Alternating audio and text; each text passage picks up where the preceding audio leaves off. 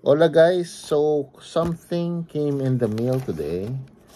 I pre-ordered these cards from Earth Ballers, a friend of mine in the Philippines. So let's open this up. I know what these are. Meron pang libreng sticker. Ayan si Earth Ballers. So, he's a friend of mine. He's a box breaker in the Philippines. So, ito siya. So, let's open this up. Ano ba laman ito? So, let's see what these are. Sirain na natin yung packing.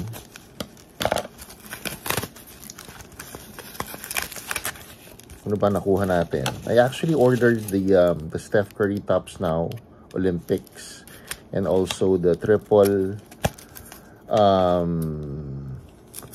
card of Olympics, triple card Topps Now of Curry, Durant, and LeBron. So ito sila. So let's open the whole thing up para makita. Ayan. So I didn't get the autograph, the 1-of-1, and also a parallel version, and also the Curry. So medyo pangit. Let's see kung mas kita pag tinanggal yung ilaw. Also this one, let's see kung mas makikita or hindi. It's the same thing. So there you go.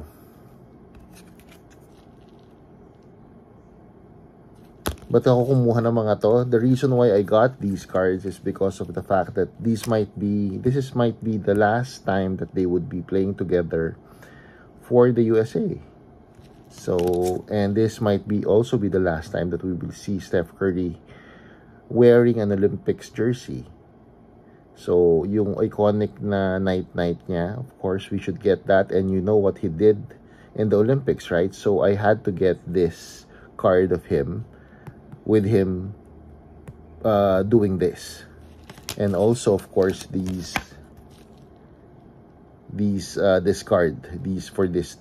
three athletes or icons of basketball. So unfortunately, hindi tayo nakakuha ng 1-of-1, so we're not millionaires.